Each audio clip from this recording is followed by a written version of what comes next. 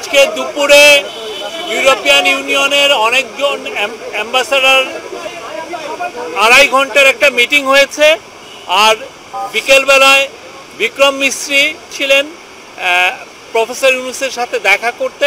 তো এই বিষয়ে আপনাদেরকে কথা বলবেন, এই বিষয়ে কথা বলবেন আমাদের অ্যাডভাইজার মহোদয় রিজওয়ানা হাসান। জি, আজকে 2.5 ঘন্টা ব্যাপী যে আলোচনা হলো তাতে আমাদের পক্ষ থেকেও কিছু বক্তব্য দেয়া হয়েছে, তাদের পক্ষ থেকেও কিছু প্রশ্ন পার্সপেক্টিভ উত্থাপিত হয়েছে। সেইগুলোর সারমর্ম যদি উপস্থাপন করি, প্রথম কথা হচ্ছে যে বাংলাদেশের জন্য এটি একটি ঐতিহাসিক ঘটনা।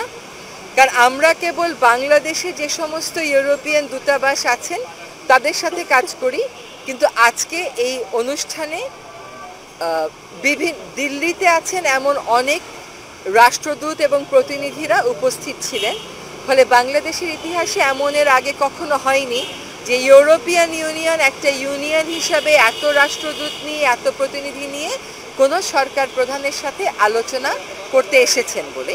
সেটা বাংলাদেশের এই যে নতুন বাংলাদেশের যাত্রা, সেখানে একটা বড় ইতিবাচক ভূমিকা রাখবে বলে আমরা অবশ্যই বিশ্বাস করি।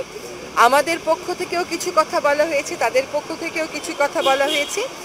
বাংলাদেশের পক্ষ থেকে যে কথাগুলো বলা হয়েছে তার মধ্যে হচ্ছে যে বাংলাদেশ এখন স্বল্পোন্নত দেশ থেকে উত্তরণ ঘটাবে। সেক্ষেত্রে আমাদের কিছু বাণিজ্য সুবিধা ইউরোপিয়ান মার্কেটে প্রাপ্তির ব্যাপারে আমরা আমাদের কথাগুলো বলেছি। আমরা জলবায়ু পরিবর্তন বিষয়ে কথা বলেছি, আমরা রোহিঙ্গা সমস্যার সমাধানের বিষয়ে কথা বলেছি।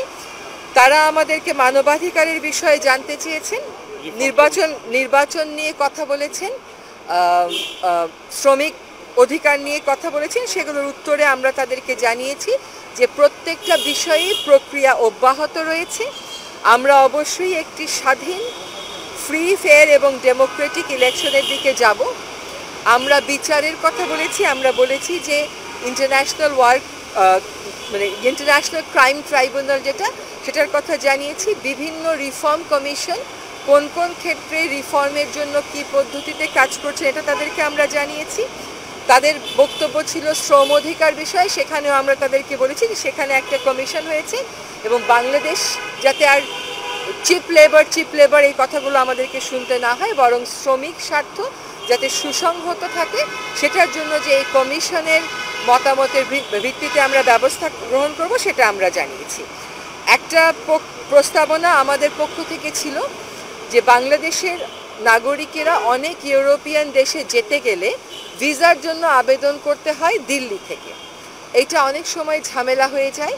তাদের কাছে আমাদের একটা সুস্পষ্ট অনুরোধ ছিল যে তারা যেন এই ভিসা সেন্টারগুলো দিল্লি থেকে সরিয়ে অন্যত্র স্থাপন করেন, যাতে করে এই মুহূর্তে যারা বাংলাদেশি শিক্ষার্থীরা ইউরোপের বিভিন্ন দেশে যাবেন কিন্তু বাংলাদেশে তাদের দূতাবাস নেই, তারা তো যেতে পারছেন না, প্রক্রিয়াটা বিলম্বিত হচ্ছে। ভবিষ্যতে যেন এরকম বিলম্বিত আর না হয় সেই জন্য দিল্লিতে সেন্টার না রেখে আমরা অন্যান্য দেশে সরিয়ে নেওয়ার কথা বলেছি।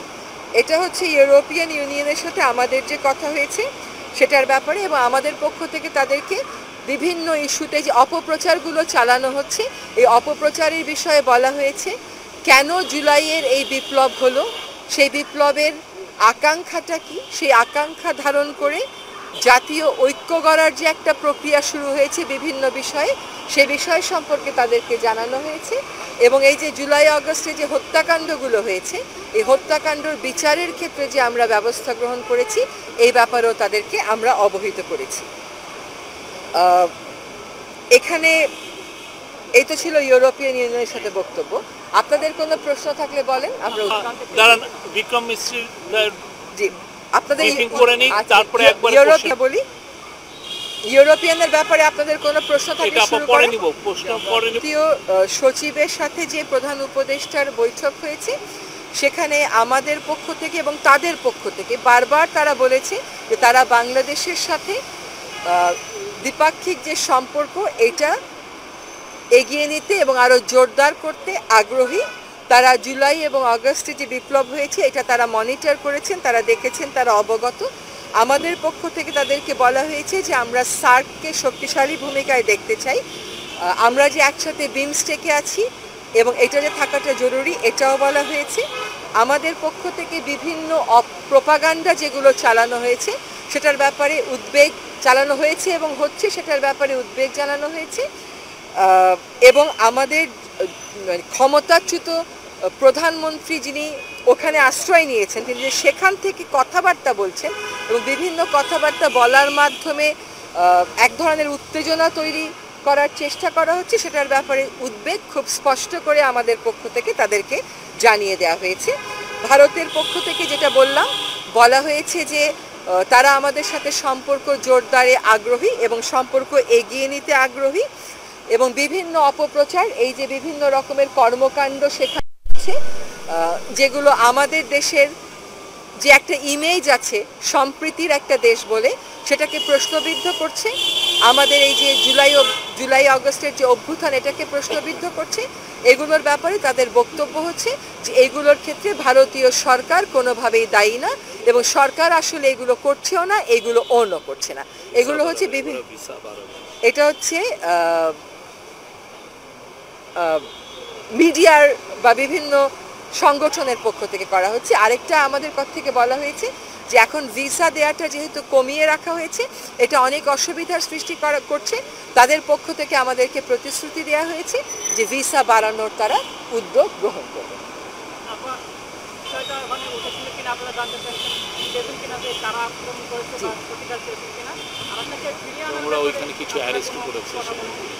আমরা তাদেরকে আমাদের হাইকমিশনে যে সহিংস আক্রমণটা হয়েছে এটার ব্যাপারে আগেই প্রতিবাদ জানিয়েছি, আগেই তারা সেই ব্যাপারে দুঃখ প্রকাশ করেছেন।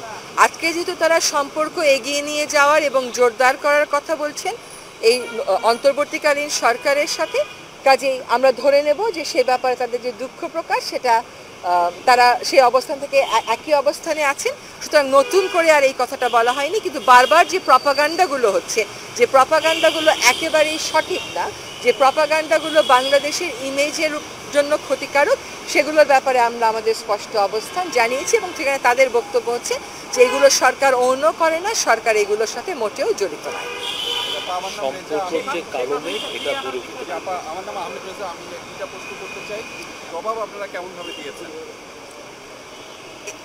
শেষ প্রশ্নটা আগে নেই।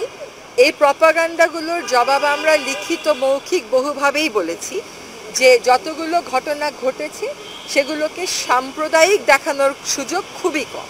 সেগুলো হচ্ছে কখনো কখনো ব্যক্তিগত বিরোধ, বেশিরভাগ ক্ষেত্রেই হচ্ছে রাজনৈতিক বিরোধ। এবং আমাদেরও স্পষ্ট অবস্থান হচ্ছে যে বাংলাদেশ সরকার না এটার অংশ, না এটা কোনোভাবে বরদাস্ত করছে। যেখানে যেখানে এরকম অভিযোগ এসছে, যাদের বিরুদ্ধে অভিযোগ তাদের বিরুদ্ধে আইনগত প্রক্রিয়া গ্রহণ করা হয়েছে। এবং এই প্রেক্ষিতে ভারতীয় যিনি সচিব তার পক্ষ থেকে বলা হয়েছে যে বিভিন্ন কারণে যে আমাদের সম্পর্কের মধ্যে একটা মেঘ এসছে, এই মেঘটা দূর করতে হবে এবং এই মেঘটা আমরাও বলেছি দূর করতে হবে, তারাও বলেছেন দূর করতে হবে এবং আমরা একই সাথে তারা এবং আমরা একমত হয়েছি যে আমাদের পারস্পরিক স্বার্থ সংশ্লিষ্ট আরও অনেক বিষয় আছে, যেমন জলবায়ু পরিবর্তন, সেগুলোতে আমাদের একসাথে কাজ করার অনেক সুযোগ রয়েছে। এবার নির্বাচনের প্রশ্নে আমরা স্পষ্ট অবস্থান বলেছি যে আমাদের নির্বাচন অবশ্যই ফ্রি হবে, আমাদের নির্বাচন অবশ্যই ফেয়ার হবে এবং একটা গণতান্ত্রিক দেশের দিকে যাত্রা শুরু করার জন্য বর্তমান সরকার বদ্ধপরিকর। এই বিষয়ে সকলেই আমাদের পাশে থাকবেন, আমাদেরকে সহায়তা করবেন এবং একসাথে কাজ করে যাবেন বলে তাদের প্রতিশ্রুতি ব্যক্ত করেছেন। এই বিষয়ে স্পেসিফিক যে বিষয়গুলো সেইগুলো পররাষ্ট্র সচিবদের সাথে তাদের আলাদা করে আলোচনা হচ্ছে, সেটা আজকের মিটিং হচ্ছে। ঠিক আছে, ধন্যবাদ।